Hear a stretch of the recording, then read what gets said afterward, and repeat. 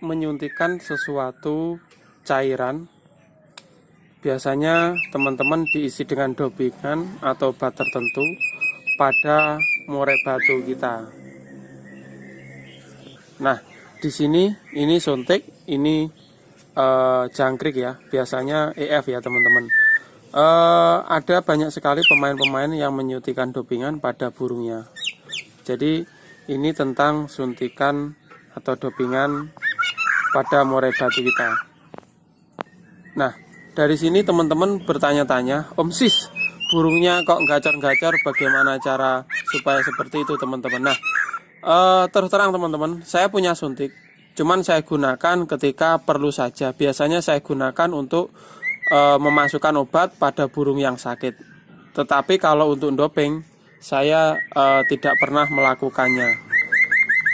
Nah, kelebihan dan kekurangan obat atau dopingan ini bagaimana teman-teman? Jadi yang pertama-tama, kalau misalkan kita bedakan ya, untuk dopingan yaitu burung yang sehat supaya cepat gacor, supaya dia lebih kuat kayak gitu. Nah, risikonya apa? Risikonya sakit, mencret, bahkan sampai kematian.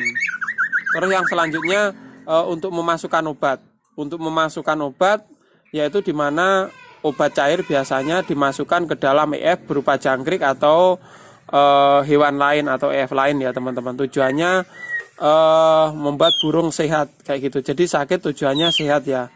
Tetapi saya lakukan ketika sudah tidak ada cara lain, yaitu burung tersebut daripada ditangkap nanti tambah stres, pernah saya suntikan kayak gitu teman-teman. Tapi dengan obat tertentu, mungkin tetaklor, obat-obat antibiotik ya, yang sifatnya ringan kayak gitu teman-teman.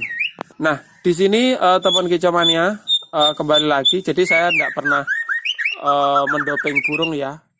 Terus kok bisa gacor kayak gitu? Jadi setelah saya amati, banyak teman-teman yang tanya burungnya tidak gacor itu bahan semua. Jadi dari muda hutan kayak gitu ya.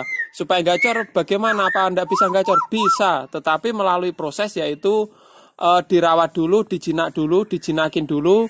Setelah jinak, buat dia birahi. Nanti otomatis akan gacor. Itu kuncinya teman-teman. Jadi kalau misalkan mau didoping apapun, ketika burungnya muda hutan belum jinak, ya itu bahaya. Sampai mencret pun tidak bisa ya teman-teman. Kenapa saya bilang sampai mencret? Jadi ada teman kicomania yang memberikan dopingan burungnya menggunakan minyak ikan dan burungnya mencret, akibatnya mati. Itu ada teman-teman yang curhat, katanya dia dapat dari temennya kayak gitu teman-teman. Dan seperti teman-teman tahu, minyak ikan itu jenisnya banyak sekali.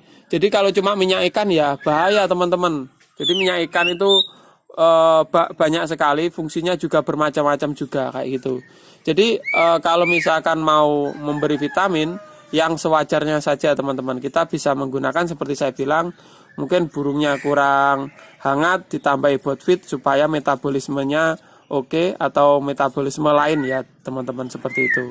Jadi setiap dalam video saya jarang sih saya anjurkan untuk mendoping, karena apa? Di sini aja teman-teman tahu ya, karakter murai batu itu rata-rata vektor. Tinggal kita pinter-pinter kita untuk nyeteli dia kayak gitu, atau karakternya dia kita pahami.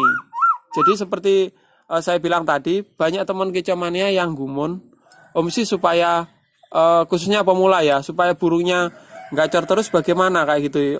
Ya itu tadi teman-teman, saya tanya rata-rata bahan atau lepas trotol. Jadi kalau lepas trotol ya tunggu dia sampai birahi. Bagaimana cara membuat birahi? Ya di channel ini sudah ada teman-teman. Salah satunya dicas sama betina kayak gitu ya.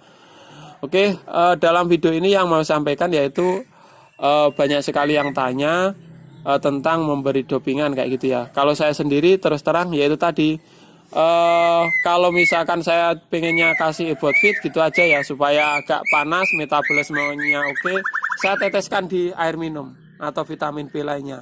Selagi dia sifatnya obat tersebut ringan kayak gitu teman-teman.